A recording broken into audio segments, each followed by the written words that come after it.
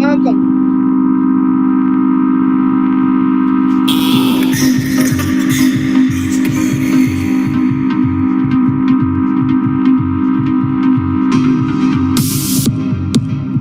Come on in the room.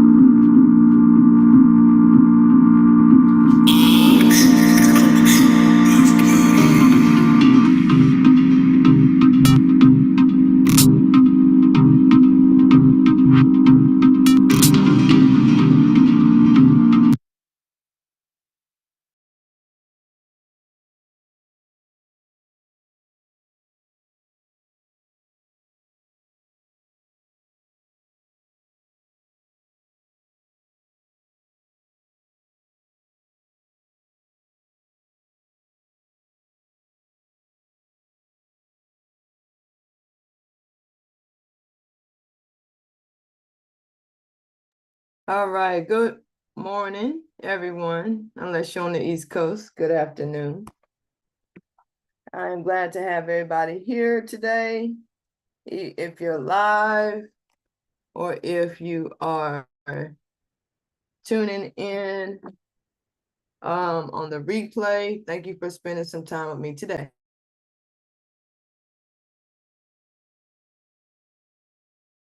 Just had to check my sound right quick, make sure that my sound is up. Okay, so again, welcome. Today we are going to be talking about the awakening of the root chakra. The root awakening. So really, the way that I perceive the root being awakened is by way of acknowledging it, being aware of it, and just admitting what is there for you. And it's going to be different for different people because we're all different, just like fingerprints, just like a fingerprint.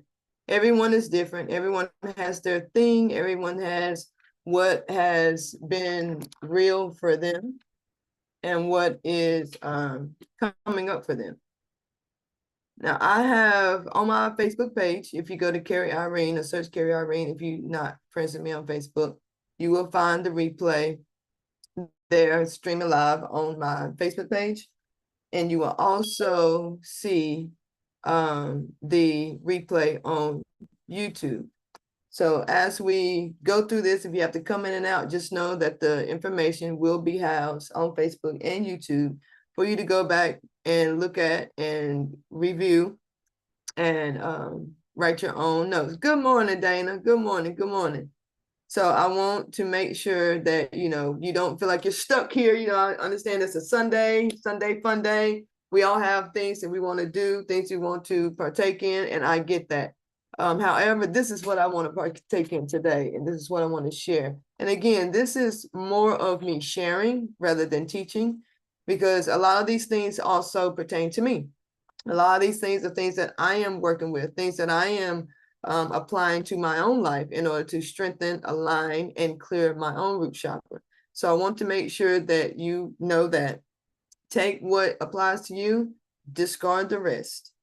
This is not an exact science. This is energy. Energy applies to everyone. So even if you have a good, clear, balanced chakra, these are still things that you can use later in life when you feel as though your root chakra is threatened, you're off aligned, or what have you. So any of the above. So make sure that you are keeping that in mind. Also, this is very fluid. So I'm going to be going through all the chakras. Today, I'm starting with the root chakra. However, you may hear me repeat some things in other chakras that I've said in the root chakra. It's not because they're not distinct, but it's because that energy is transferable. So sometimes when one thing is going on in one chakra, you'll actually see it manifest in a different chakra. So like, for instance, if I mention like one vague thing, you're like, oh, that kind of goes with what I'm talking about. But then I dive into it in another chakra and you're like, and within that chakra, me talking about the energy of that one, you're like, oh yeah, okay, now that makes more sense for me. Then you want to make sure that you're paying more attention to the chakra, that it resonates more with you.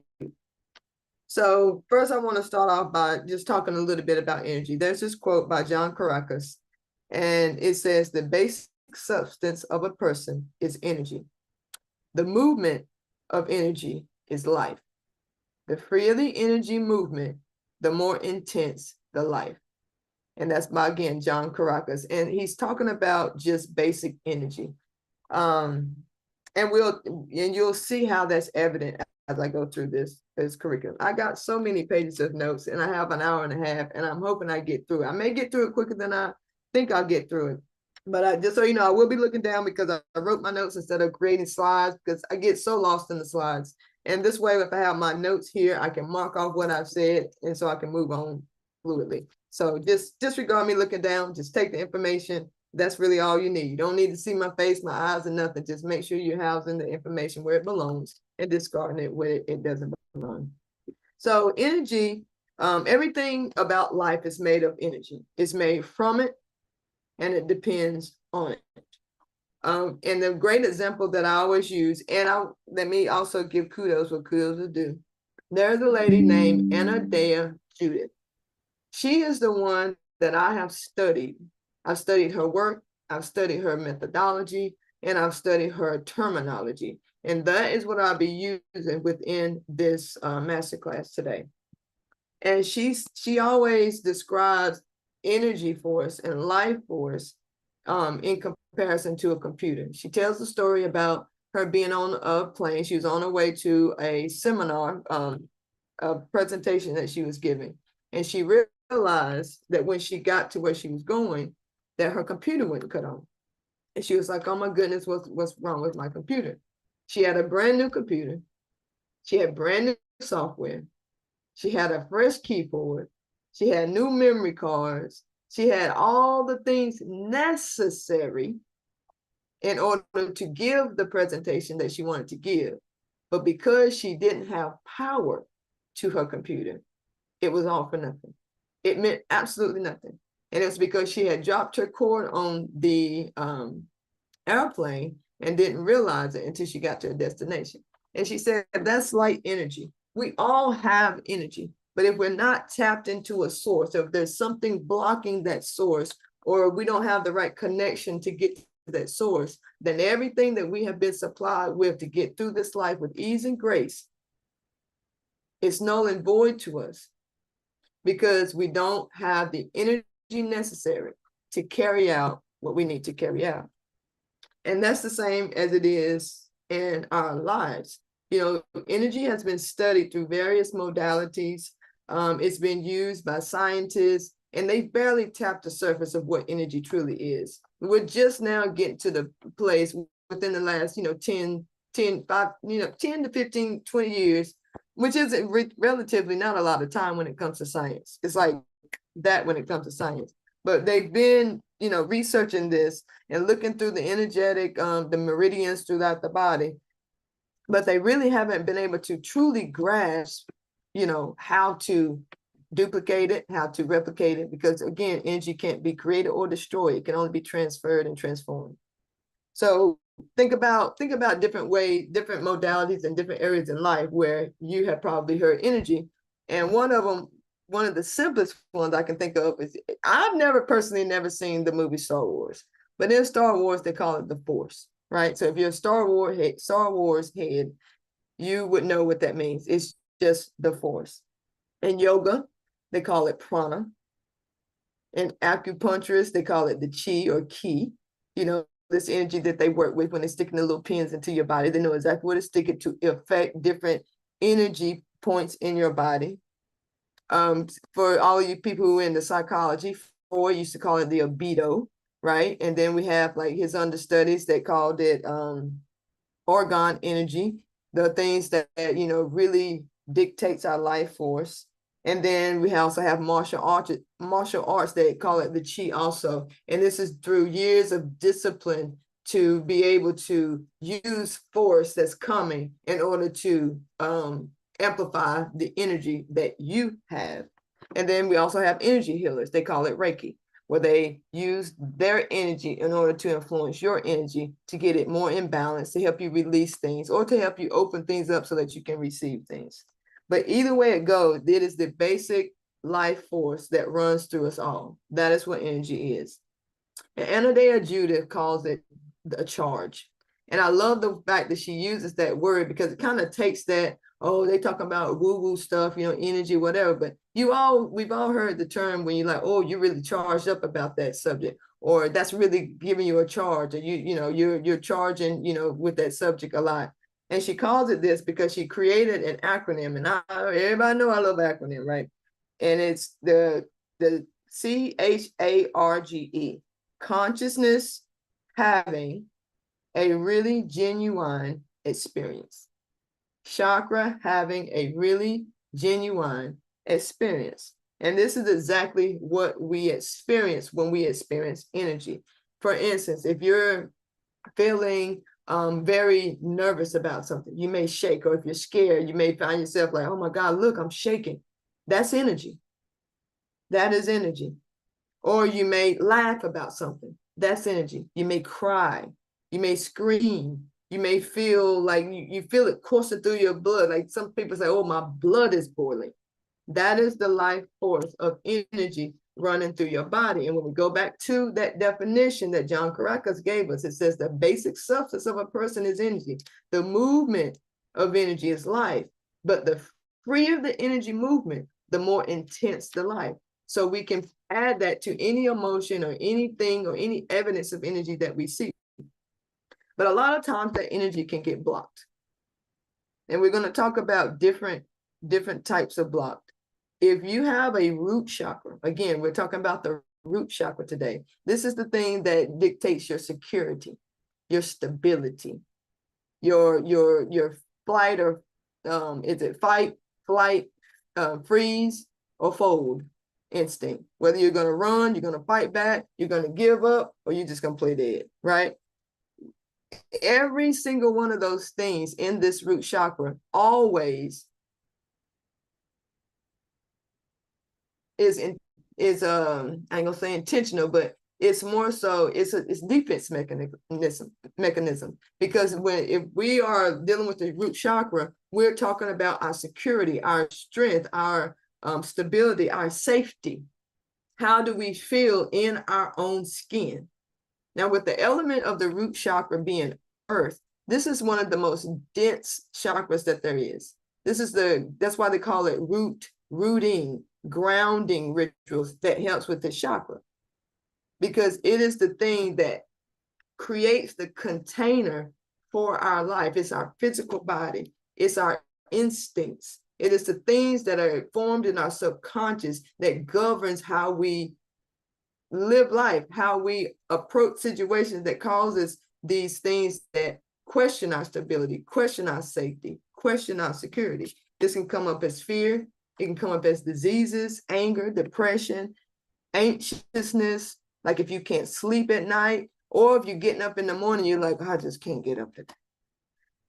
Today just ain't the day. I'm going back to bed. This is a lot of times, again, connected to your root chakra. Now, it could be other chakras depending on what is causing you to do this, but it's more conducive to the root chakra being out of balance in some way. Now, it could be deficient or it could be excessive, but it is still a factor of your root chakra being out of balance.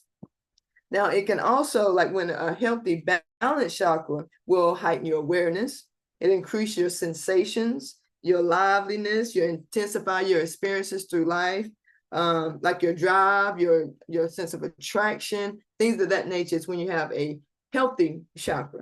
Your relationships are real juicy, and not just romantic ones, but platonic relationships, job relationships, with your children, all these things. These relationships are really juicy and healthy and thriving because, again, this deals with that physical, tangible things of our lives.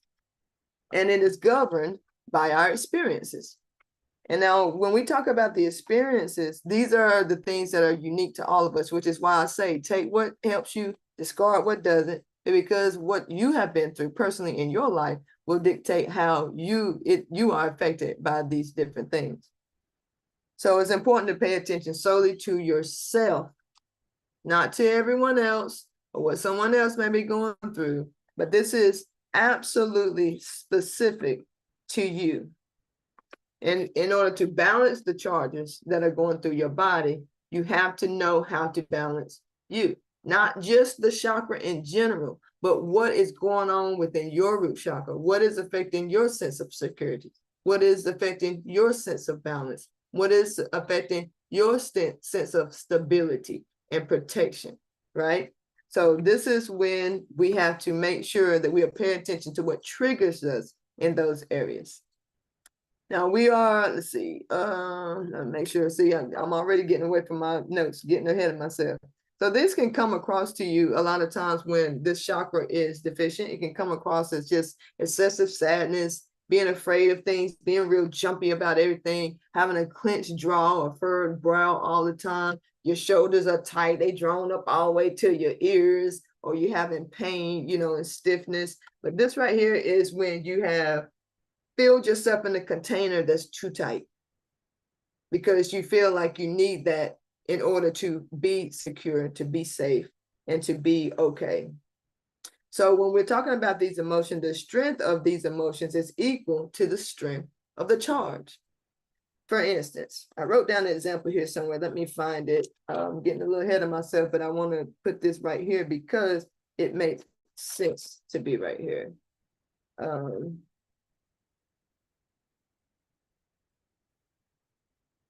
Where did my little example go?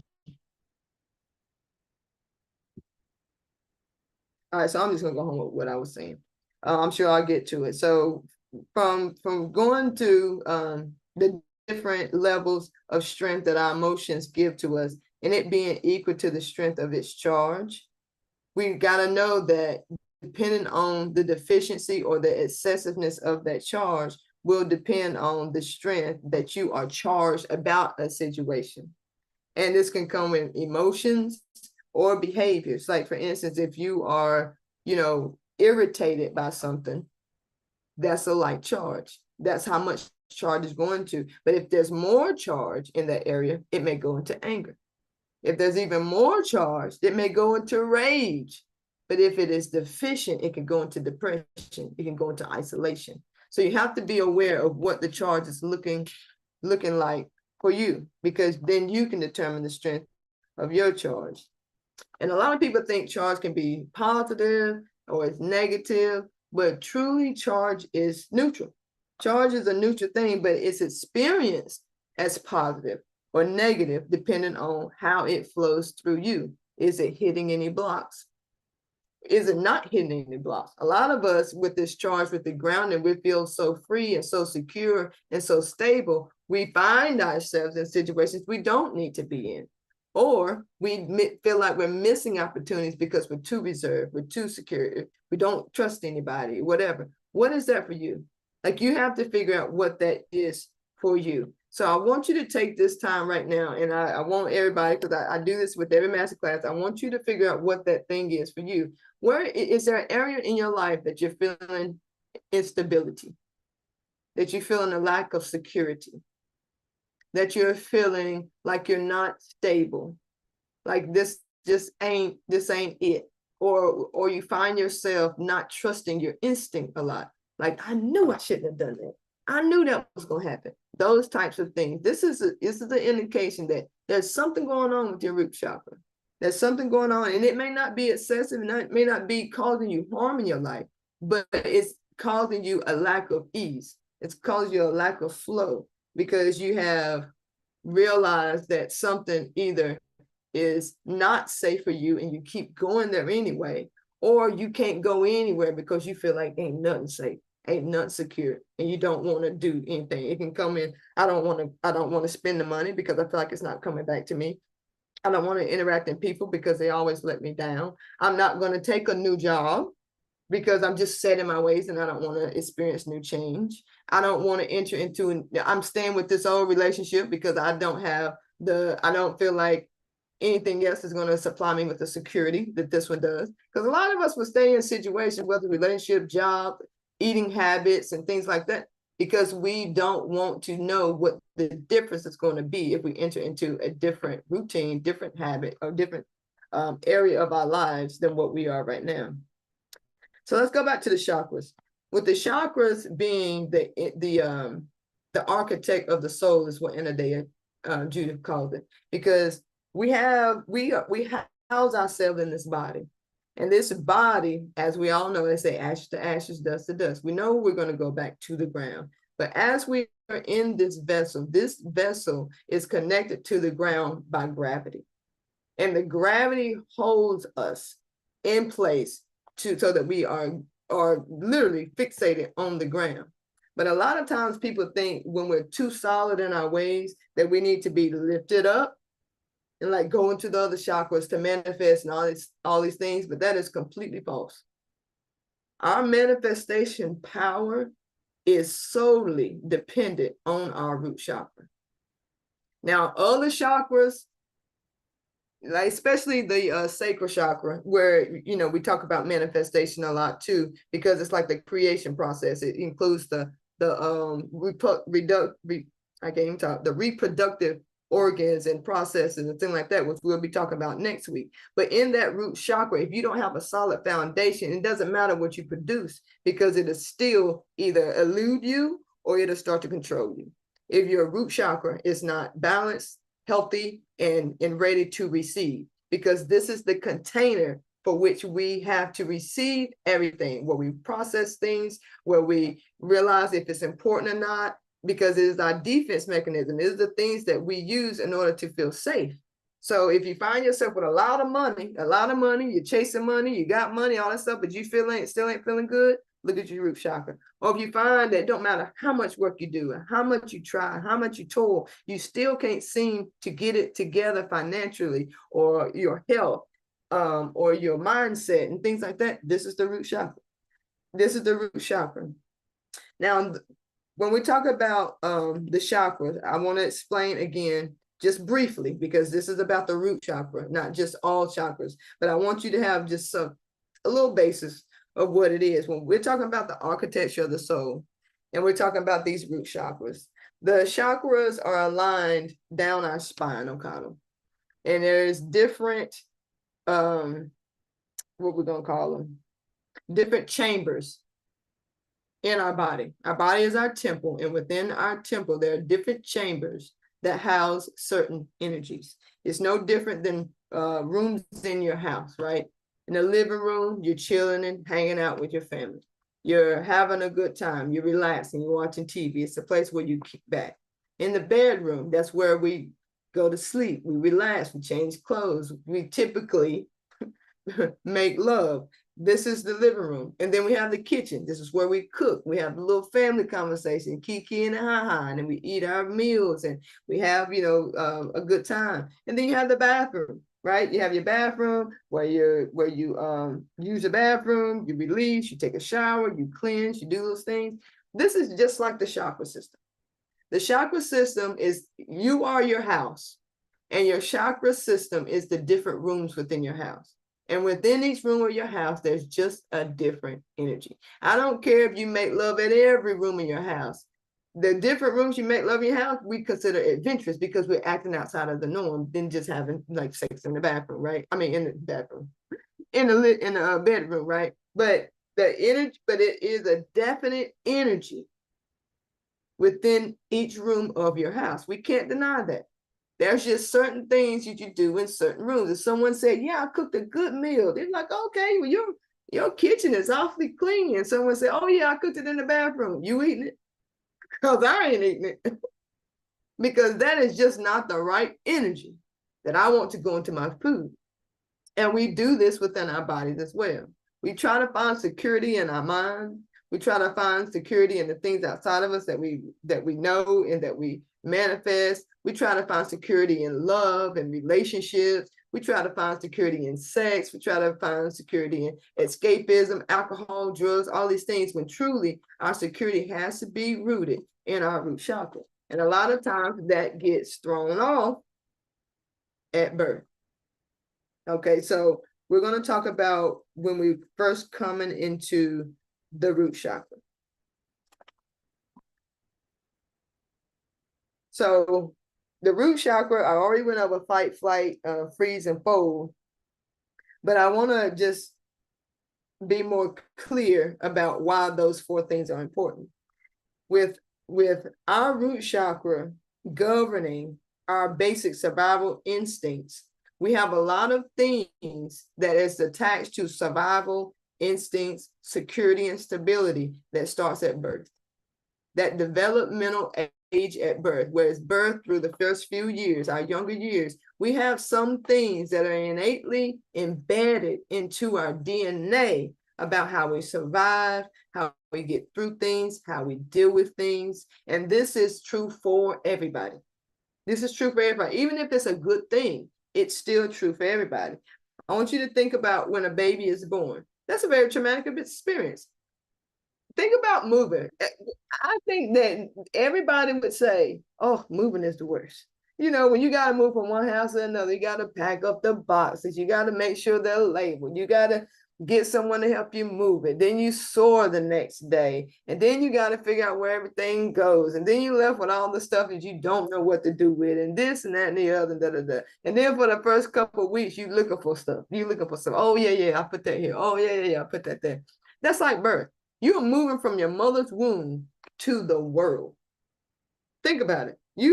When you came into existence, when your brain started to form, the only thing you knew was darkness, this rumbling of noise, your mama, all the things, but you so removed from it within your mother's womb that it is a certain sense of security that you have, and then you're forced into this world that you've never been in. You've never known, and you've never seen. So in that experience, if all the things compound on top of that is traumatic, say your mama almost died in birth. You were a breech baby. You had to have a C-section, or you had to go into an incubator. Or if for some reason you were adopted or you were abandoned, these things are things that are embedded into your sense of security, your sense of stability, your sense of belonging. And if these things take place in your life, if these things aren't worked out, they can be carried out. So it is necessary for us to dig deep into where our roots started in order to treat them properly. So think about what that is for you. What was your birth like? It could even be something like your parents didn't have enough money. They didn't have enough money, so they were always in survival mode. That is embedded into you. Do you find yourself in survival mode all through your life for no reason? You got money in the bank, you got a good spouse, you got your children are behaving, you got a raise at work, your car's working, you're in good health and all these things, but for some reason, you're just nervous and on edge all the time. You think things may go wrong at the drop of a hat, or you ain't sure about this, you ain't sure about that. Think about your childhood. Did you move a lot? Was your parents never around because they were so concerned about making money because there wasn't enough?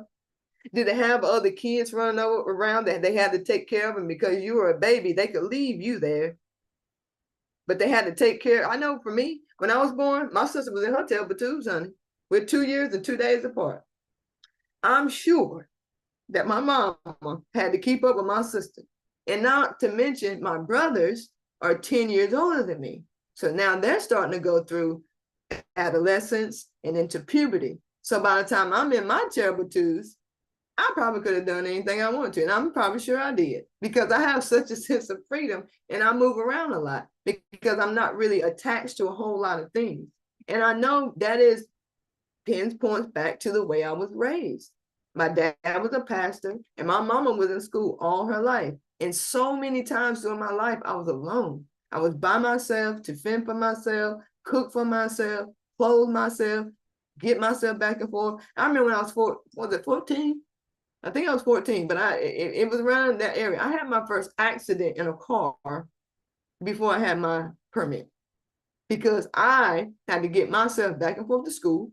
And if I wanted to play basketball, well, I ain't gonna say wanted to play back, if I wanted to, but in order sometimes to get back and forth to basketball practice, I had to drive myself. I ain't had no license. I got my license until I was 18, to be honest, because of basketball, because basketball and driver's ed coincide with each other. And I was like, baby, I don't need to drive. I know how to drive. I got to get to basketball practice. I was on my way to a EOC or whatever the final exam was called back then. I think it was an EOC one day. And I was in the car. It was me and my cousin. And we had an accident before my brakes gave out, before I even got to school. But that goes to show it makes sense, so much sense, that I move around so much in my adult life, because I never was really attached to anything. When I was born until I was until I was, I think, 2 or 3 years old, we stayed in one house. When I was 6, we moved. And then when I was 6, we moved to another house. But then after that, I just, I thought moving was, kind of one of the things that was just normal. I didn't realize moving around like that was abnormal until my adult life. And I tell people, oh yeah, I moved 21 times. They're like, 21 times? Were you in the military? Was your parents in the military? No. It's just that I didn't see what the big deal was. I didn't see what the big deal was. I'm also alone a lot. I am alone a lot, even now. Me and my roommate, we have kind of like the same thing where she's in her room, I'm in my room. If she's doing what she's doing, I'm doing what I'm doing, but we bring it together every now and then. But it's not abnormal to me. But the thing is, there was a time where it got to the point where it was annoying to me. I couldn't stay still. I couldn't sit in one place. I couldn't live in one place. I was in flight mode all the time. If a relationship didn't work, I moved a half across the state. When I came out being gay, I moved because I didn't want to stay in a place where I couldn't just be myself. And I felt like as long as I would move, I would see what that place was like, see if I could be myself. And if it wasn't okay for me to be myself, I left again. Instead of digging deep into my roots and really figuring out, why am I moving so much and why am I running? Because at anywhere you can find your home if you're rooted, if you know who you are. That is your stability. You are your security. You are your safety when you get to know you better and know why you're doing all the things that you're doing.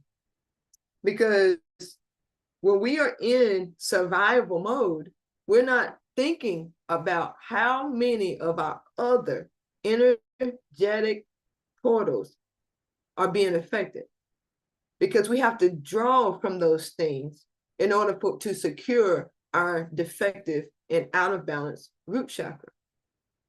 Because we can be real good in the head, getting the ideas and starting new things. And we can be real good at speaking our minds and saying what we need to say. But a lot of times we're doing those things because we don't feel secure in who we truly are. So that is noteworthy right there. What are you doing in your life that shows that you're not truly just secure with who you are? Because a lot of times these threats that happen in our childhood no longer exist, but the defense mechanisms that we started in order to cope with those things start to go beyond the actual event that we had to cope from. And if this threat, though, if it becomes consistent, then we can compound and start layering on other defense mechanisms. For instance, if there's a spider, I'm not even scared of spiders, but if something crawling on me, I'm like, oh, like, what was that? Ooh, but some people have those moments because of the spouse that they have, or the neighborhood that they live in, or the abuse they're taking at their job. And then these things start to, the instincts that we have began to see as normal for us, we start to use them in other situations to stay longer than we're supposed to be meant to stay there. And they're damaging our perception of what security and stability really is, because we know we can get through them by using defense mechanisms that we had a long time ago that worked for this, that we transferred them to affect this, whatever the new situation is, when truly we need to be more in flight than in fight, or we need to be in fight and not flight, or we need to freeze and not fold, or we need to fold and not freeze, back and forth, back and forth, back and forth. When we go through this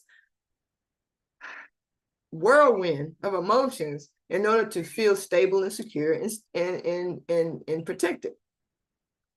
But a lot of times those things aren't necessary, because, for instance, if you are running from something because you're afraid of something in order to help protect yourself, and you get away from it, yet you continue to run, pretty soon you're going to exhaust yourself. You use those mechanisms in the situations where they're necessary, but we have to realize when we need to balance back down and level out our energy in order to get back to a baseline when those things aren't needed anymore.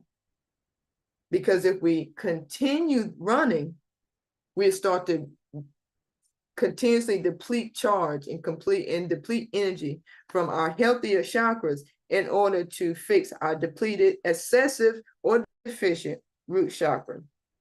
But you can't escape what is. You can't escape what is, and you have to deal with what is in order so it don't affect everything else that may be going for you.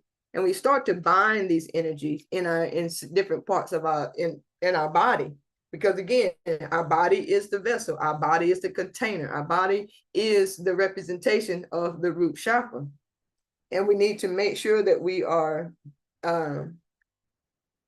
being cognitive of what we're actually doing to ourselves.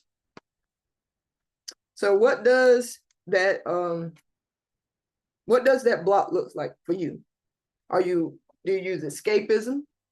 You getting high too much, or you drinking too much? Do you get stuck in a book? Like you go home, like I just want to read a book, and you're just stuck in a book all day, just read. Or you feel like you need to move all the time. You're going different places because nothing sits well with you. Think about truly what that is, because this is binding energy away from your root chakra, because you're using other energetic houses and chambers in your life in order to overcompensate. Now, with the root being your anchor, you must have a good foundation. You got to have a good foundation in order for everything in your life to flow the way it's supposed to flow, right? And as we come into this body, after thinking about our birth, our childhood, and the things that we've been through, think about, coming into that body. It's just like getting to a new car. First thing you want to test the brakes, because new cars, their brakes be for real, right? You go to brake, you used to your old car and you brake at a stoplight and you gotta, hit that brake hard to slow down before you get to the next car or get to the light. But you get in that new car, you hit it, you be like, oh, good Lord, these brakes is good right here. You got to figure out the steering. You got to figure that out. Okay, where's my blinker? Where's this? Where's that? And we do this when we're born. Like, okay, how much food can I take? How much food do I intake? But if you came into a situation to where there wasn't enough food, you may have harvested food. Like your body innately does these things. It keeps food longer. We talk, I'm sure y'all heard about this in health class, in high school, or if you're in college, anything like that. A lot of times when you don't eat enough food, your body will harvest food. And a lot of people that's trying to lose weight will find themselves like, I barely even eat and I still hold weight. Well, it's holding weight because it doesn't know when its next meal is coming. So a lot of times the body can really work against us when we don't understand it. Same thing with our chakras. Same thing with energy. Energy is going to be present at all times. But again, go back to that quote, right? The freer the energy movement, the more intense the life. But if the energy can't move because of blocks, then it gets blocked there and housed there, and it starts to like kind of create this tension within our bodies and within our lives in general. So this is how we really move, grasp, and coordinate through the physical world, depending on the healthiness or the liveliness or what's the word I'm looking for? I just say whatever shape your root chakra is in is how it's going to show up in your life.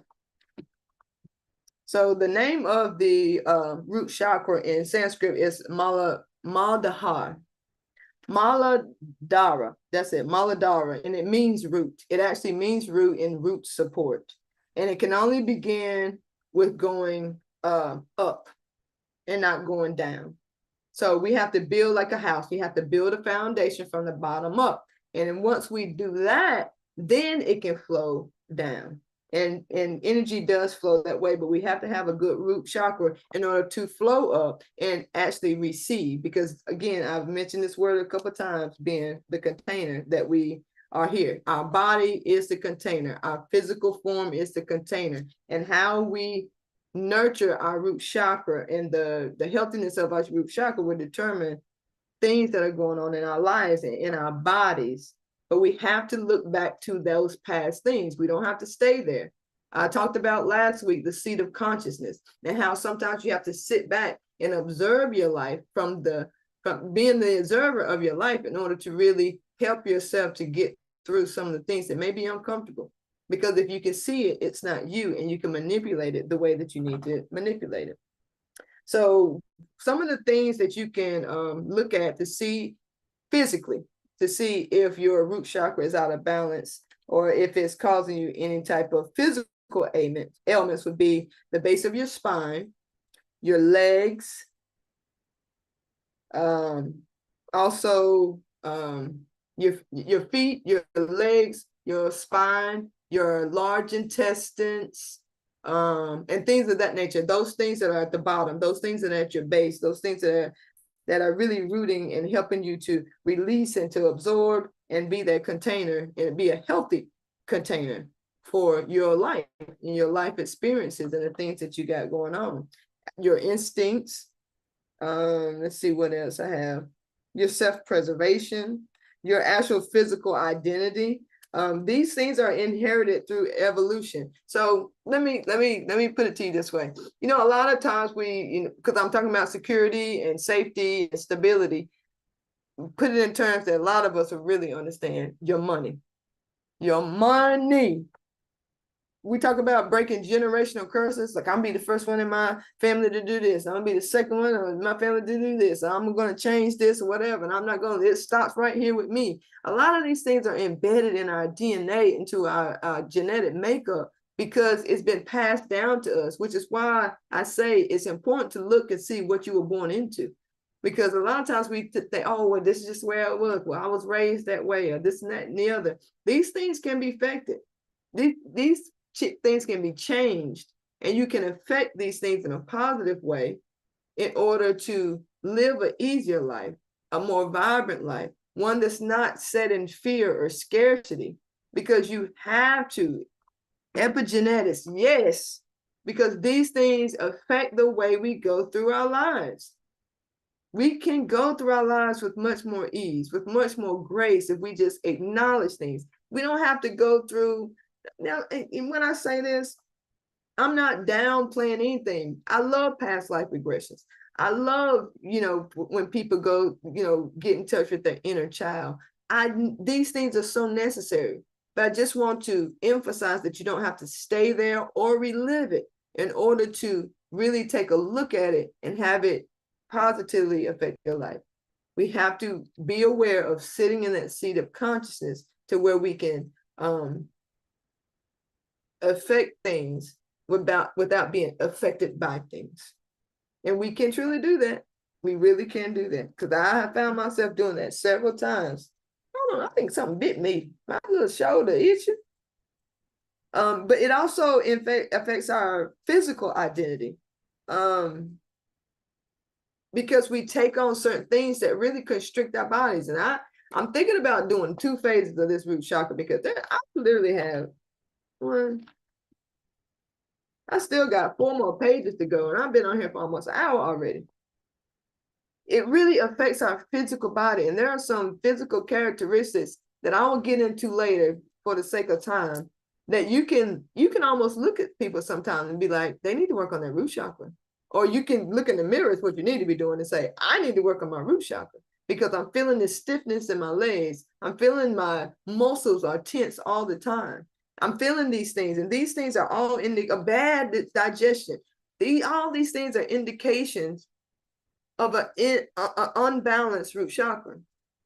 What's that one thing a lot of people say they got when it comes to digestion? I forget what it's called, but I've heard so many people do that, and in the back of my mind, I'm thinking, you need to do more grounding. You need to do more grounding, because our physical being is a representation of our root chakra, because our root chakra is centrally focused on grounding aspects in our earth element, and what we draw from the earth, and which means it was here before we were here, and we draw from those things that were already innately given to us, or innately a part of our DNA or our history, and we start to embody these things, and it becomes our point of security, stability, and instincts. So we act on these things unconsciously because it makes sense. And it's made sense for so many years, especially, when we talk about Native Americans and people from African descent that are in the United States, or even Jewish Americans, is people from Israel who feel, they have been wrong from generations and generations and generations. And then we start to adopt a lot of these stereotypes, and we make fun of them. We play about them. We joke about them. I do too. Like, we talk about CP time. Like, when we talk about colored people time, first of all, why we call ourselves colored? That's a whole nother story. But we embrace these things as if it's like a badge of honor. Like, this is just who we are, and this is what we do. But that's just simply not true. The spectrum is so broad and so vast, but we couple it into the mean or the median or the average of the people in order to create stereotypes for our lives. And we really need to let go of the stereotypes. If it's true for you, it's true for you. But don't wear it as a badge of honor, as if it can't be changed. You can be on time. You know what I mean? Now, I think the only thing that we cannot change is the fact that we're not going to put raisins in our potato salad. I'm just being silly. But who knows? Somebody out there might like raisins in potato salad. But as for me and my house, that's one thing I ain't never going to change. Right, Dana? I'm trying to tell you, you better not put raisins in nothing of mine. Either hand me a raisin, just a raisin, or keep it to yourself. We ain't doing the raisins, baby. We're not going to do the raisins. But everything can be healed. Everything can be changed. And we have to know that that is a part of who we say we are, not who we instinctually always are. Because we do have some of these things that are innately us, but we do not have to use them in such a destructive manner. We do not. We just use them when we need them and let them go all of any other time, instead of carrying it around with us as if it's who we just are. Because it's just not true. You know, dang, I'm reading these notes right here. I already said all of this. So we got the development stage and all the things, regulate body temperature. Yeah. Hey, I'm gonna skip that page. All right, so okay, so and that's where we are right here. Okay, so when we're going through all those developmental things and the child in the room, we start to adopt those impressions about our environment and about ourselves and about our lives. And the body will feel this joy or anxiety based on what we have encountered in our early years. The birth, because like I said, the birth alone is traumatic. Think about the birth, right? You come out of the room, you get the first thing you get is smacked, and you're like, what is this doctor hitting me? Like, what did I do? I didn't do nothing but be born. And then, like I said, and sometimes you got to be taken off to the incubator. Sometimes you got to be, you got to be put on medicine because something is deficient, or you got to be, whatever the case is. But then you have those babies who are wrapped in blankets, handed to their mother, held and stuff like that. This affects our sense of security, our sense of safety. But even those times, like, I know I was loved. Like, I have the freest spirit, because all my childhood, no matter how much I was alone, doesn't matter how much I may have been, quote unquote, neglected by some other people's terms, I always felt loved. I always felt cared for. I never went without. But at the same time, because of my sense of get out of the way, because I was the youngest of 4 kids, and not to mention my dad was a pastor, my mom was in school pretty much all of my life, and doing, I can't think of a profession my mama didn't have. This is the lady who went and got her plumbing certificate just so she didn't have to hire a plumber, so that if anything went wrong in the future, she could just fix it herself when she built her daycare, right? This is the stock that I'm raised from.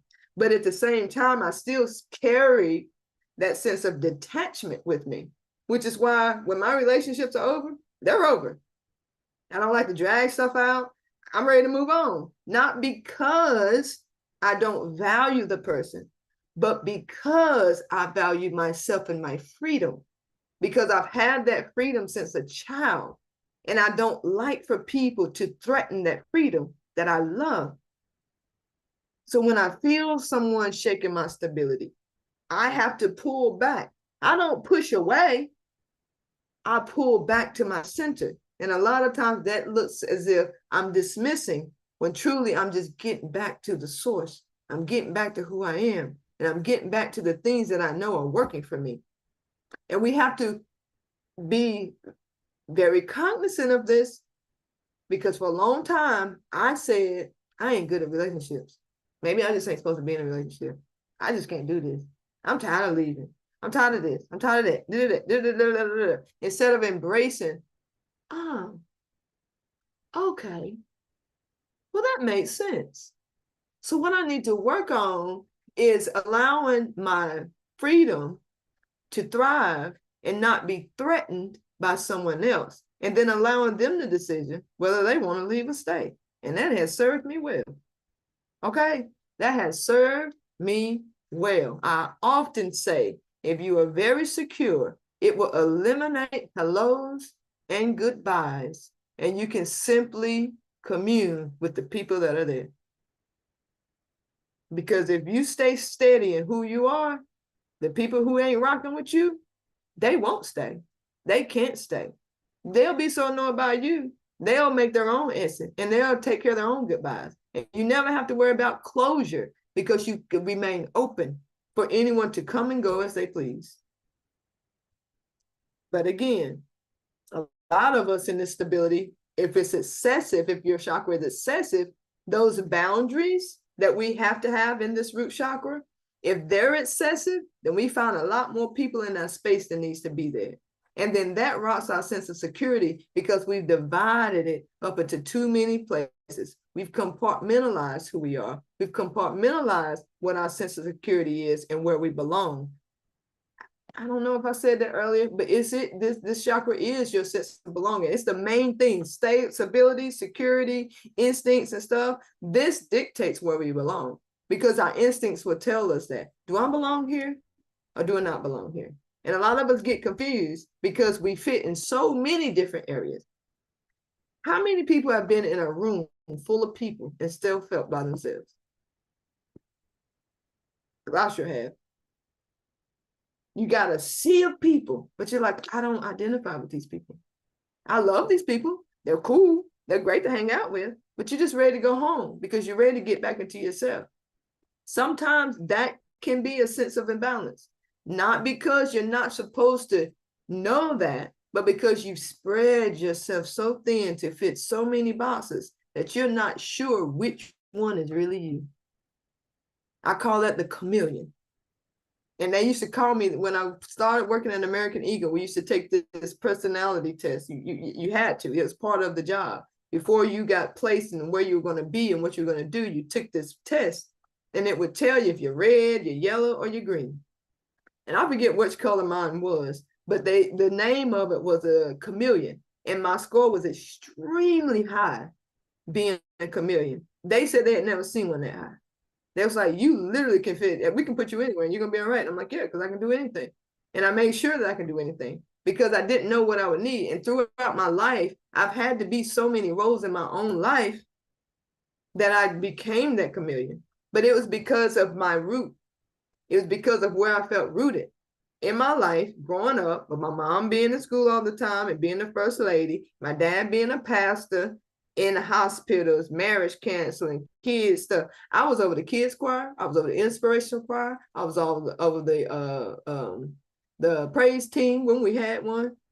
And I could just be in so many places at one time. And there's always people in and out of the house. I lost count at 29 when there was 29 grandkids. I lost count.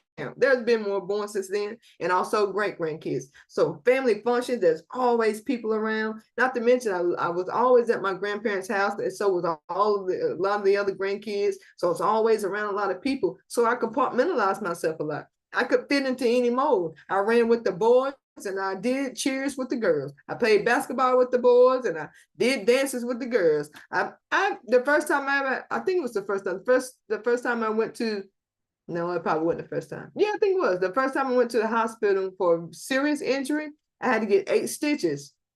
Guess what from? Playing football. Playing football. I called a touchdown, man. Hey, called a touchdown. Fell on top of a clay flower pot and it stuck in my leg and flipped out like that and pulled. I ain't gonna get too gory about it, but it was nasty. It was nasty. And I was scared to tell my mama too, because I'm gonna tell you why I was scared to tell my mama. Because there were so many people in and out of our lives, and so many people that my mom was taking care of and talking to, so many people that my dad was counseling and coaching and praying for and blessing and healing and all the things. I always felt it was necessary to stay out of the way. My sense of belonging, I realized, was where my root chakra was deficient. All the other things seemed pretty balanced, but I always felt like I needed to be seen and not heard. And not that they ever told me that. Now, the only time my daddy ever used to tell me to shut up is when I was whistling. Because I learned to whistle at a late age. And I mean, when I learned how to whistle, baby, I whistled everything. Oh, don't let Andy Griffin come on. I'm a whistle. I'm a whistle every note. Okay. And he was like, Carrie, will you please stop whistling? Because I whistle my little heart out. I'll tell you, I was a whistling fool. But it wasn't what they were saying. It was what they were doing. And I knew that if someone came over, I needed to get it missing. If there was a situation in the household that needed to be discussed, I needed to get missing because I was the youngest, right? If, my mom was cooking, I needed to get out of the kitchen, which I really didn't. There was a point in time in life, I remember it specifically, that my mom was so fed up with me because I was so hyper and so annoying that she went into the bathroom and locked the door and locked me out. And you know what I did? I went to the door and I stuck my toes on the door and I just started wiggling them just to let her know I was there. And I remember hearing her saying,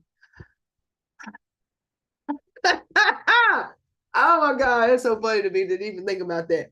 But I knew that there was just a level of Carrie, get out of the way, because there are so many other things that are more important right now. These people need marriage counseling. These people are financially struggling. These people have ailments that they can't cope with. These people need a ride. They need their refrigerator fixed. They need jobs. They need, all the things. All the things. And I love my parents for that, because it allowed me to see what it was like to have that type of support, which is why I am the way I am. You can't call me and be like, girl, I need to talk. And I'm like, not right now, baby. I got to go. Let's have it. Okay. And I think now, like, I'll be on Zooms and stuff sometimes, and all I can hear is my mama. Because I remember my mama used to be on the phone, and the only thing she was saying for like an hour was,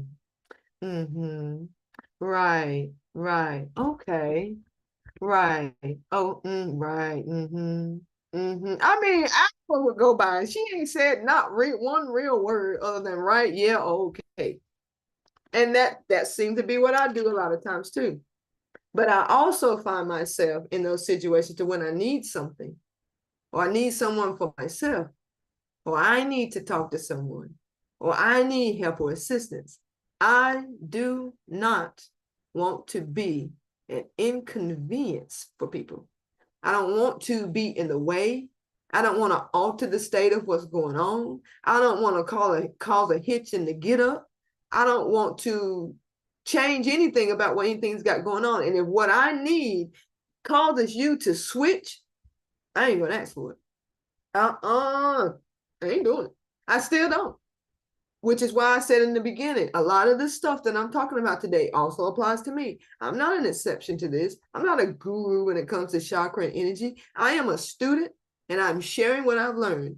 And I am working with this with myself in order to ask for help, in order to put myself in a position to be seen, in order to be on the forefront. I may come on here, but this screen protects me, This screen protects me, but put me in front of a crowd. Sometimes I may clam up, because I don't want to alter or be in the way or be an inconvenience. And this goes back to the root chakra and it being the vehicle that I use in order to navigate through life, right? So maybe I need to work on my steering. Now, remember I talked about that car. When we come into this life, we have to figure out the controls, where the steering is, where the blinker is, what side the gas tank is on, all these things. I think I need to spend more time in how I steer, because even in traffic, how many times have y'all done this? And I'm laughing because I just did this a couple of days ago, and I laughed at myself when I did it too, because we don't realize how many things are affected by such vast energetic principles. I was driving down the road and I missed a turn. And matter of fact, I documented because I was talking to someone and leaving a voice note when I did it. And I was like, I'm 5 minutes away from work and I'll do such and such when I get there. And then I left a message. I said, correction, I'm 11 minutes away from work because I just missed my turn. And a lot of times when we miss we know we're supposed to turn somewhere, in order instead of inconveniencing anyone in traffic by putting your signal on and saying, hey, can I get over? We'll just cruise on past our stop and go way down the road where we don't even have to go turn around, come back and do all the things. When truly, how many times people are in traffic be like, you're like, God, no. But we're paying attention, whatever. And of course, you don't want to be dangerous or anything like that. But even if there's no danger, no immediate, imminent danger at all, I will still go past where I need to go in order not to convince anyone else. Or if I'm driving, I'll get over because I want them to go on. Or, anything. But we have to realize how we do one thing is how we tend to do everything. And how we start to instinctually use our root chakra spills over into every area of our lives. And it starts to go broader and broader and broader. And if it happens to be traffic that brings it up for you, think about that. Why am I feeling like I'm inconveniencing people for something so simple? And start bringing it back to you, bringing it back to the center, because it ain't traffic. It ain't the cars causing that road rage.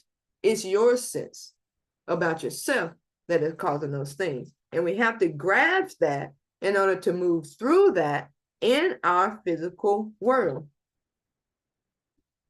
All right. So this is how we respond to life. There are certain instincts that just happen. Cats typically, genuinely are just naturally afraid of dogs. How many times you bring an animal home, right? You have to introduce the animal. You have to intertwine their environment. You have to let them sniff each other. You have to let them see each other. So when I'm talking about these changes that need to happen, I'm not saying they're going to happen overnight, but it starts with awareness. The animals have to be aware of each other that, okay, there's going to be a dog in this house. So now I have to govern myself accordingly. Let me see how his temperament is. Let me see what the things are, whatever. Most animals know you don't mess with the other animal when they're eating. But when the eating is over, then you can get playful. It's the same thing with our energy. Certain things, certain mechanisms, they're great. Fight, flight, freeze, fold, they're all necessary in different areas of our life. But if we can't steer properly and go to those places and mechanisms that helps protect us in the right moments, then we will start using them in every moment, or maybe we don't use them at all. So we can be excessive in areas, we can be deficient in areas, but what we really need to learn is a sense of balance and use the things when they're called for, and not just because we're used to using them or doing them. And we have to regulate between all of these things. One of the things that I would say, that came up for me is you can find yourself apologizing too much. Because again, this goes back to your sense of belonging. You find yourself apologizing way too much. You find yourself overcompensating. Like for instance, I have this thing where if someone loans me $5, I'm gonna give them $6 back. When it's really not necessary. It's really like most people just happy you paid them back. You know what I'm saying? Because that's me. But I'm happy you pay me back, because I still got people out there that still owe me money. Okay, increase, right? Because I'm looking for an increase in my life. Because I want you to know. Because for instance, if I have to borrow $200 from Dana, right, and I give Dana $250 back, the next time I want to borrow money from Dana, they're like, hell yeah, you can borrow some money. Because I won't get that extra $50, right? But that is how you set your life up for success in general. And when you apologize too much, that goes back to your root chakra, as if you don't belong, because I don't deserve, or I shouldn't have, or overcompensating, or over-explaining yourself. When you find yourself doing these things, remind yourself, I take up space here in this life. I take up space here in this life. I take up space here in this life. I deserve to be here. I belong here. I am here. That is the affirmational compass of the root chakra. I am secure. I am safe. I am stable, and I belong here. And then where you go from there, make sure you're embodying that. Because if you need money for something, it's not because it may be because you ain't good with money. But it also means that you have realized there's something that has threatened your security, stability, or your instincts, and you need to recompensate yourself for those things. So don't be afraid to ask. Don't be afraid to just stand in who you are and be who you are. It just is what it is. But you have to move forward knowing that you do belong here and you do deserve these things and you are okay. And there are things and people put in place for that very reason. That's why there's the Danas that can borrow you the $200 so that you can get your chakra situation together and give back the $250. And that will solidify your grounding and your belonging and your sense of purpose to even be here. Now, when we're talking about it's 1211, okay, good. We're talking about a healthy chakra. These come across as good health, a sense of safety and security. You have confidence in your body. You're comfortable with your body. You have just a sense of enjoyment about your life in general. you feel stable, and you can hold a course for an extended amount of time. Like your discipline is intact. Now, again, I'm going to talk about me because I don't know what y'all's things are. And I'm not even going to dare guess because it's, quite frankly, none of my business. But this one right here stood out for me. You can create a container, because if you can't create a container, you can't fill it. This is something Anadea Judith said. And at first I was just kind of like, wait a minute now. The root chakra container. But when you think about it, it's where we house our boundaries. And a lot of times when we talk about boundaries, we're so often talking about someone else. But the boundaries I'm talking about in particular for me was the container that I had to fill myself with things that served me. And in order for those things to serve me, I had to create a container in order to hold those things. And in that container, there has to be boundaries in order to hold things in a container. Because my hand, it can be a container, but only if there's a divot in order to hold it. Those divots create boundaries. This is a direct reflection of your discipline in order to do something long enough to see something from the results of it, the results of holding it. And a lot of people don't realize this, but if you don't see manifestation happening in your life the way you want to, it is your root chakra. It's not just your thought. A lot of people think it's the crown or the third eye because your vision is off, or your throat chakra because you can't speak it into existence. But none of this gets to that point. If your root chakra is not a container in order to hold the disciplines that it takes in order to have the longevity that you need to see the ROI. And your investment is your focus, your attention, and your energy. Because again, let me flip back to the first page. The freer the energy movement, the more intense the light. So if you want to affect your manifestation power, put more energy in your disciplines in order to maintain a habit or something long enough in order for it to return to you the way you want it. Health, money, intelligence, love, relationships, companionship, compassion, skills, all those things. You have to create a container to do that. And what I realized is I wasn't sitting still long enough in order to really embody some of the things that I know, even about chakra energy. I've been studying chakra since 2000.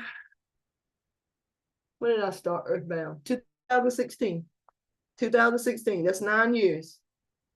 I would say in this last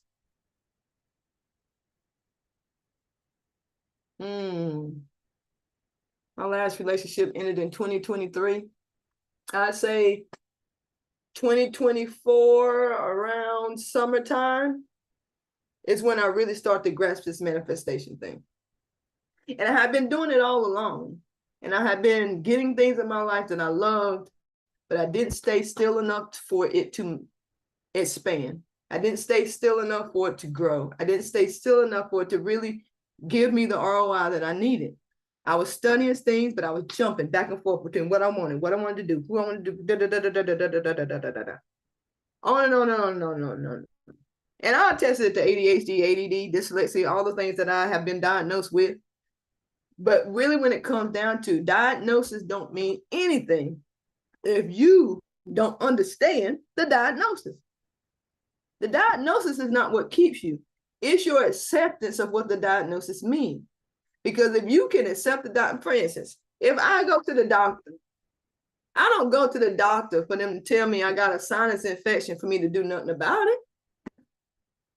The first thing I do is go get my prescription. Then I start taking my prescription. But how many people know that you can lapse if you don't take it? Cancer patients. Talk to a cancer patient. The first thing they do, what they do, they get on the treatment plan. Even if the treatment plan is not to take treatment, you still accept something about your diagnosis that affects the outcome of what you have been told. This is in the root chakra. Your health is in the root chakra. Your manifestation power is in the root chakra, because health is nothing but a manifestation of the things that you have been keeping in your body that you're saying, okay, you can stay. Okay, I'll do this. What you eat, the environments that you're around, the stress level you intake, the people that you engage with, the places that you go, all these things are strictly connected to your root chakra, and the stability and there is a word that is eluding me today that I am wanting to use. And of course, I'll think of it as soon as I get off here. But this all shows to your root chakra and how well it is, how balanced it is. And if you want to really see more things manifesting in your life that you actually love and that you like and you want to see and want to embody and keep coming to you, work on balancing your root chakra. This gives you a sense of livelihood. If you find yourself in constant struggle, especially with money, because I think that's one thing that's just universal, because it's an energy that a lot of people don't understand. Your money is just energy. That is an energy like anything else. Like, for instance, I'm trying to think of something to compare it to, but just think about it. A lot of people have a lot of money and they ain't happy. And a lot of people are happy that don't have money. It's an energy about prosperity. It's an energy about wealth. It's an energy about being stable and secure, because a lot of people will find themselves without money and they think that they're so scared, they're insecure, that I don't know what I'm gonna do. But a lot of times I'll ask people, I'm like, are you lacking anything? Are you hungry? Are your bills getting paid? Do you still going on vacation? I seen you last week on Facebook. You was on vacation. You taken care of. But it has nothing to do with money. It has everything to do with your sense of stability, your sense of security, and where that's coming from and where that's rooted for you. And if it's not rooted and it's not deep and it's not firm and you don't have a good foundation, it doesn't matter what you stack on top of it. You're still going to feel the same way. So make sure you get back to this. So I'm going to give you a list of body parts. And Dana, if you will be my guinea pig, or anyone who is watching on YouTube, I see someone watching YouTube. Of course, on YouTube, I can't see who's watching. And I don't know who's watching on Facebook either, because I'm strictly on Zoom today, because I know how I am. I can get distracted. So I eliminated the distractions. But I'm going to give you a list of body parts, because again, I keep saying the body is connected directly to the root chakra. And I'm going to do this exercise, and I'm going to turn my camera off and cut on some music. And I'm going to give you 5 minutes. Mainly because it's time for the exercise. And number 2, I gotta pee. I got to pee. So I'm going to go ahead and give this exercise. And then I want you to write what you think about each one of these body parts. All right. And I'm going to do this exercise. And Dana, if you will, write it in the chat if you are able to. If you're not able to, I completely understand. And if you can't, I'll do it for myself. Just as an example, and I'll probably just do a fictitious demonstration of it just to show what I'm trying to demonstrate. But I want you to just write just a few words about, like, one fluid sentence about each thing. And I'm going to show you a lot. And I want you to be honest with me, because if I'm not accurate, I want you to tell me, like, hell no, that's not accurate. That's just, this is some stuff I wrote down. If it's not accurate, it's just not accurate. Because again, this is not going to apply to everyone. But this is a general sense of some things that you can do in order to really get in touch with what you feel about what your root chakra may be trying to say to you in some areas. So I'm going to give you 5 body parts. And I just want you, and again, I'm going to read it out loud. So just so you know, if you don't want to do it, just write in the comments, girl, I ain't doing that. And when I get back, I'll do it myself. But just one sentence, a descriptive sentence about each one of these body parts. Your feet, your arms, your head, your stomach, and your legs. Just write one sentence description about what you feel about these particular things. And then we're going to come back and I'm going to show you the exercise that was shown to me by Anadea Judith, and what they can mean, not definitely mean, but what they can mean about what your root chakra is saying.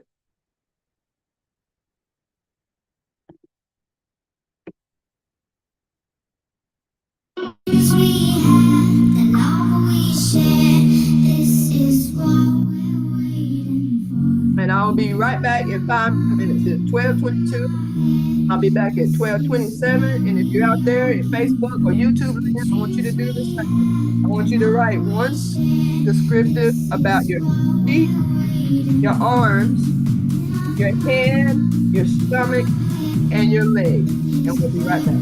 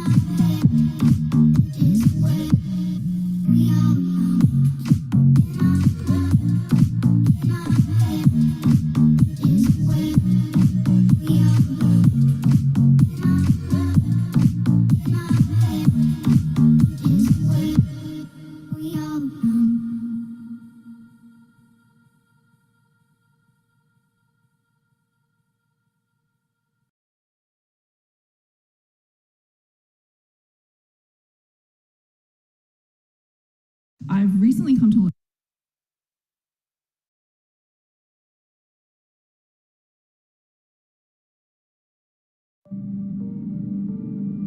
starts with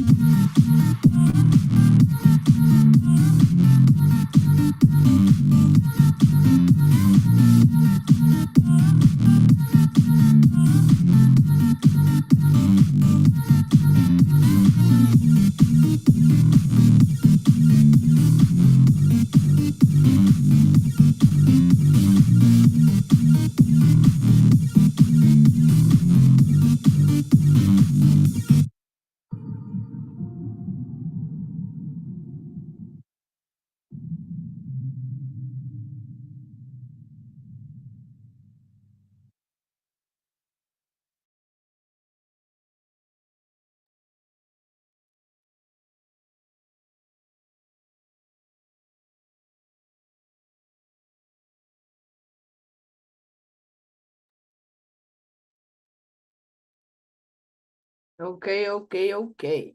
All right, so we're going to do this exercise: feet, arms, head, stomach, legs. So what I wrote down was, I'm going again, a couple of these are accurate, but they're old. Like, I don't necessarily feel this way anymore. But I wrote down I feel like my feet are too big. My arms seem to be really defined. My head is full of stuff all the time. My stomach feels stressed, and my legs tend to be in pain. Okay, so what this would be for me is, things are like, life is just too big and too defined. My head is, when I say my head's so full, like life is really full and it feels stressed and I'm in pain. And this was very accurate about my life.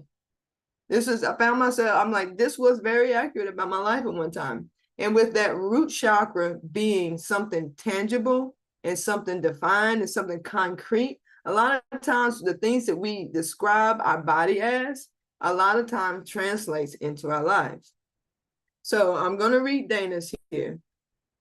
I want to move forward in strength and grace, but part of me still feels uncertain, like I'm not yet on solid ground. I'm digesting more. And is it safe to rest here? Can I trust what's coming next? Is it safe to move forward?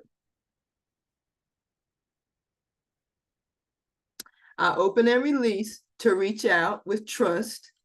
I am inviting peace to quiet the restless mind and root completely in the present moment, and to step confidently into new ground, ready to move forward with purpose and stability.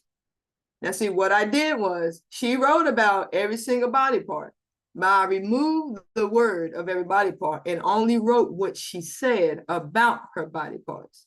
Now, Dana, tell me if I am completely wrong or if I'm completely right or somewhere in between. Do these things reflect how you feel about your actual life? They do. They do.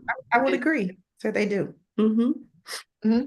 And I didn't want to assume, but because from knowing you and conversations we've had, I'm like, yeah, I feel like this is very accurate. And it tends to be. And it blew my mind when I did this. I was just like, huh, that's strange, because like, this is my body, but this is also my life. And the life that I'm living can only be lived through the vessel that I was given in order to live it. And a lot of times the way we feel about our bodies is the way we feel about our life. And now this was old. Now I'm gonna be very transparent with where I feel now, because about my body, I am still in pain, but I also know that I want to get to a place to where I can be more flexible, which is why I stretch a lot. And when I think about my life, it's the same thing. It's been painful. There's been so many painful things, not anything that took me out or left me down or stranded, but it was still a painful process to get through. Letting go of relationships, moving state to state, depleting my finances. When I say completely, I've been broke more times than most of y'all been rich. Okay. I've been broke more times than most of y'all have moved, but I was never broken. And I kept my spirit about me because I started to tap into the energy that I knew I was feeling. Because I'm like, okay, even though it's painful, and even though I continuously to stretch to make sure I can go a little further in my life, and I'm talking about now, it sounds weird because you don't know what I'm talking about right now. Right now, I'm talking about my body because I was diagnosed with lupus in 2012 because I started to notice why the hell am I always in pain? I would have to call out of work because my arm would get stuck. I used to be a bartender. So, hey, baby, I'm pouring all day, all day. And some days my arm would get stuck and I would have to take my arm and take the pressure off of it and let it down because I couldn't put it down. Same thing with my knees. My knees would just give out on me and they would have this sharp pain going through it. So what I realized is I needed to stretch more. I need to be still more. I need to be lay down and just stay where I am and roll around in where I am a little bit more. And it's the same thing in my life. I think the pain was coming from too much movement, habitual movement, just moving, because I had to do what I had to do and get where I need to get and stuff. And I was just constantly moving. And it was causing me, that's what was causing me the most pain. And I needed to be still and stretch where I was in order to manifest the way I wanted to manifest. Isn't that crazy? Isn't that crazy how if you just take the time to just look at you? Not the outside circumstances, not being on Indeed trying to find a job, but being in your body and seeing what it's telling you that it enjoys and what makes it feel free and what makes it come to life. These are the things we have to pay more attention to. We need to get back rooted. We need to root ourselves in ourselves in order to really do the research that will actually transfer into manifestation in our lives, because the only thing, y'all listen to me, please. The only thing you need to research is you, and it will take care of everything else. It'll take care of everything else. If you know you well enough, you ain't gonna find yourself in many places that you don't want to be in. You're not going to find yourself in situations that you don't want to be in. She said, the last time I did root chakra meditations, I was mad at everybody.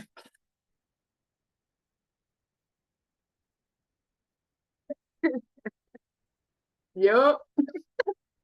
Yep.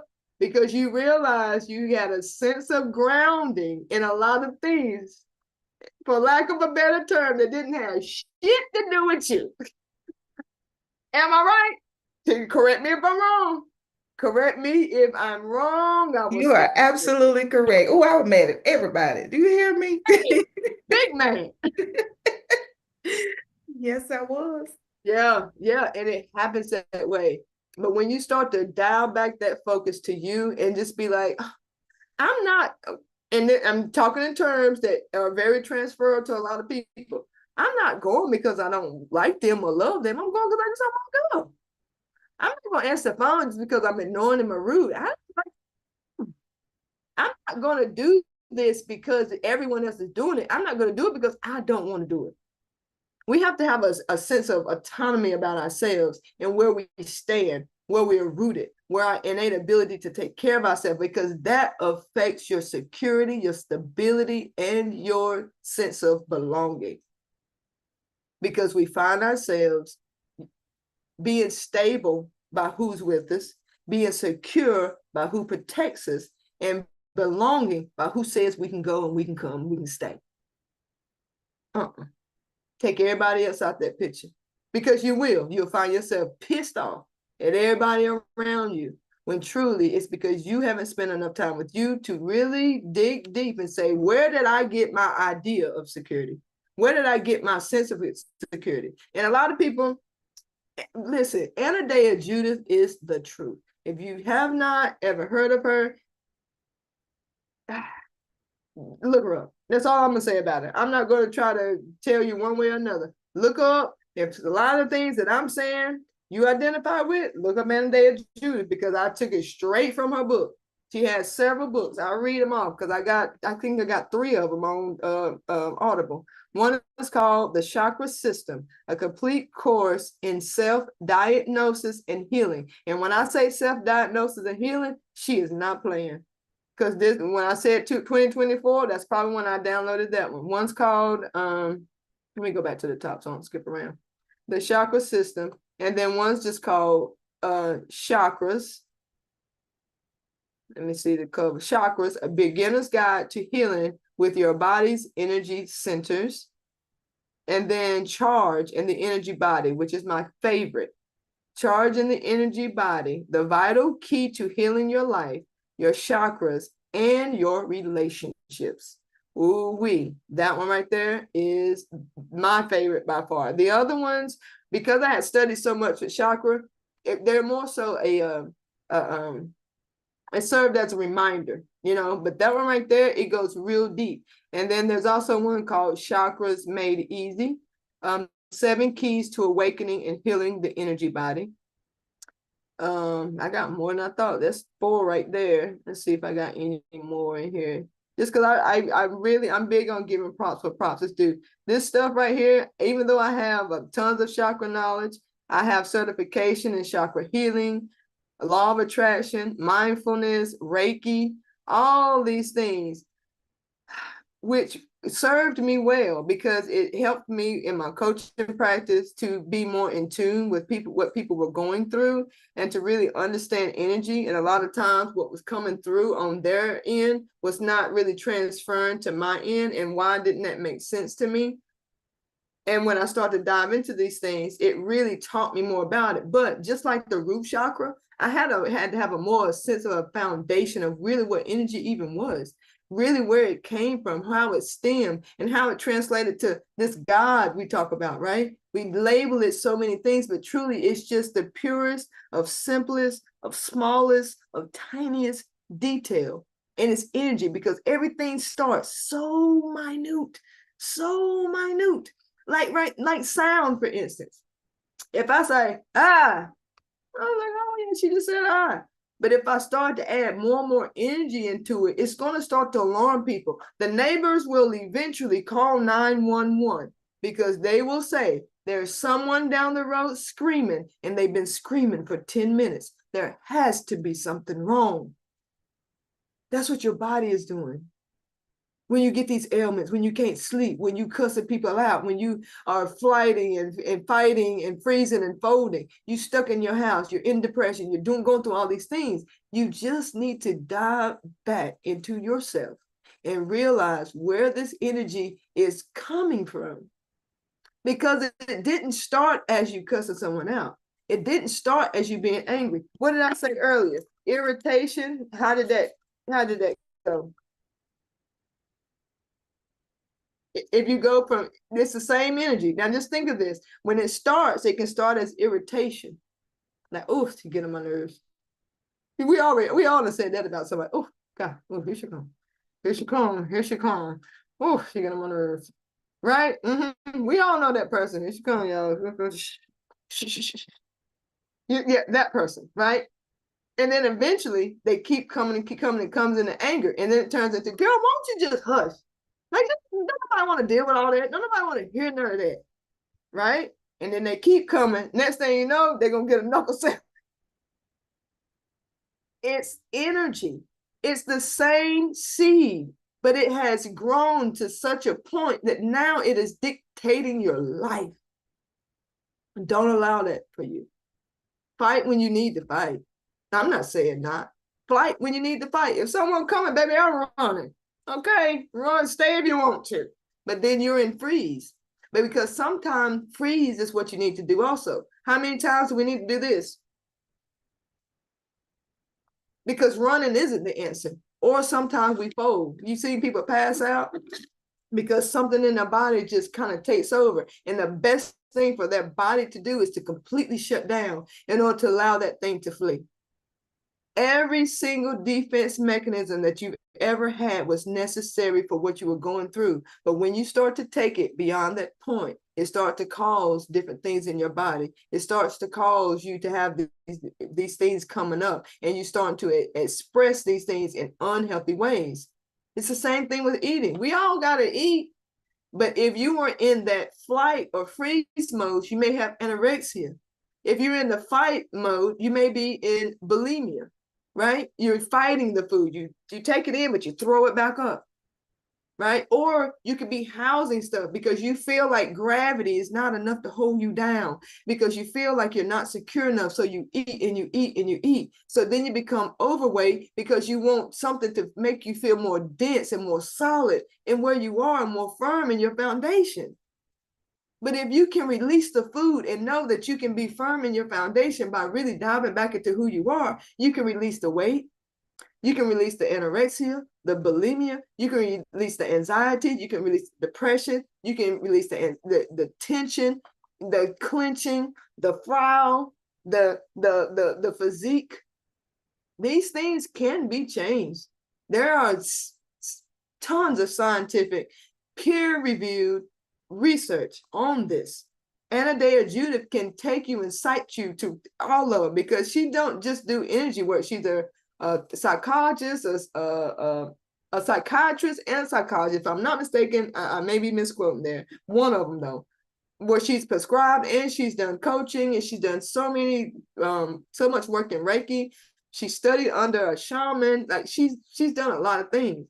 And when you hear her talk and when you see her, she would appear so average, but because that's what balance looks like. How many rich people you know just kicking it in some Adidas, old school Adidas, right? They found that balance. They found that balance because rich and prosperity doesn't have to be flashy. It just means you're taken care of in every area that you want to be taken care of. I don't care if it shows up the day you need it or if you got it in the bank to get it. If you're taken care of, you're taken care of. And when you believe that, you will receive that, because you become a container for that, because you built boundaries around what you know fills you up. Boundaries aren't just for other people. They're also for you, to create a container for you to house the life you want to live. Please remember that. Don't forget that. Keep that in your mind at all times, because we are going through this beautiful life, these beautiful experiences, these beautiful Mondays, Tuesdays, Wednesdays, Thursdays, Fridays, Saturdays, and today, Sunday. Where we have a chance to look in the mirror and say, baby, you're okay. You're secure. You're stable. You are taken care of. I got you. And whatever we need to do in any situation we find ourselves in, we will do what is necessary, but we will leave those necessary things in the situation that occurred that had made us have to use them. And we will go on enjoying our life and being free and being secure and stable, because your instinct will let you know what to do in those situations. But if it's blocked, you won't know when to use what, where to go, when, and how to do what, because you're paying more attention to everything and the circumstances that have created your life rather than creating your life. Ashe, ashe, ashe, ashe. Take up space. Take up space. You are a part of the balancing of life itself. Your energy matters. You matter. And the healthiness of your chakras matter to the collective. Now, the law of polarity and the law of opposites will tell us there is always going to be an opposite to everything. So if there is always going to be depression, you have to decide if it's going to be you, though. You do make that decision. If there's going to be heartache, you make that decision. Make sure you're cultivating a life that you want to live, and choose what part of the spectrum that you are going to be in. So all this week, I'm going to be uploading stuff to my Facebook and to my membership and in both of my groups, all about the root chakra. So if you want to hear more and you want to learn more and you want to get deep into it, please pay attention to my pages, any of them. It don't matter. You ain't got to like it. You ain't got to follow it. You ain't got to share it. Do it for you. I'm not doing this for likes or clicks. You ain't got to click on nothing of mine. for me to keep doing what I'm doing, because I'm doing this for me. I'm doing this for me because I am working on my stretching, right? I moved a lot in my life. I give up, I not give up, I switch so easily, but I want to maintain this practice of energetic research and practice and application to the point that when you see me, you will want to know what it is I am doing because I make it look so easy. And I think I'm doing a pretty good job. I think I'm doing a pretty good job of it. Because one of my greatest compliments is Ashley Morgan. She is a speaker, which coming up August 2nd, I'm having the second annual Sacred Queens meetup in Myrtle Beach, South Carolina. Again, August 2nd from 4 p.m. to 8 p.m. The tickets are $30. Or if you buy 2 tickets, bring a friend. It's only $50 for 2 tickets. So that drops it down to $25 for each person. Ashley Morgan was my first speaker last year, and she's coming back again this year. In addition to, she's coming from Houston, Texas. And in addition, Ibeth Iyala is coming from Canada, and she's going to be doing a breathwork practice. But when me and Ashley first started collaborating together, she told me, she said, I can remember the first time that I saw you speak, and it just moved me. And you were in your car, and you were talking about, just how you was feeling and the changes that were going and how you felt the power and stuff. She said, and it just struck a light in me. It struck a match in me. And it just made me just want to do more and be more and want more. And I was like, yeah. And she didn't say, I could tell. And I knew exactly the moment she was talking about, because I was eating pineapple in my car. And I was parked down a road on a dead end, and I backed into, like on a dead end, it has that one little space that kind of looks like a parking space. I backed in and I sat there and I went live, and I was eating pineapple in my car, and I went live. It was daylight. And by the time I got done, the sun had gone down and I was in the dark. I remember it like it was yesterday because I didn't have anywhere to go. I had nowhere to go. I had nowhere to go that night. I was on my way to Destin, Florida, but I did not have a home. I did not have an address. And because I didn't stop, because of my circumstances, it caused a path for someone else to believe in themselves. And I remember when she was telling me this, and I just sat there and I was like, I just shook my head and I was like, I said, that is amazing. I said, I'm so glad you told me that. And she paused and she tilted her head, kind of like, when a dog hears something, they're like, and we're on the Zoom. We're on the Zoom screen. So I'm looking at her and she's looking at me, and I'm just like this, and I'm smiling and grinning, whatever. Feeling emotions, but not showing it. But I know she felt it. And she tilted her head. She looked at me. She said, you were homeless at the time, weren't you? And I said, yeah. She said, I thought so. And we shared that moment because it doesn't matter. It does not matter where you find yourself, as long as you're there. As long as you find yourself there. You can find yourself anywhere, in any situation, with any people, at any given time, if that's what you want to find. But sometimes when we find ourselves in situations and in places and experiencing emotions we don't otherwise want to feel or have or find or deal with or say or share. But that's where your power is. When you can let the emotions come up. Experience them for yourself. And just as easily as they come, they'll go. Because they can move through you instead of getting stuck in you. Take care of yourself. I love you. I'm here for you.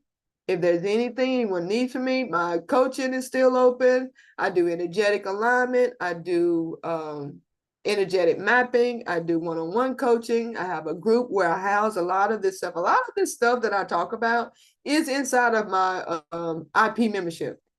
It is $60 for an entire year, and I just dump information there. That's all I do in this membership. I just dump information. This is for people who are self-starters, self-learners, don't need hand-holding or anything like that, or knows this stuff and needs constant reminding or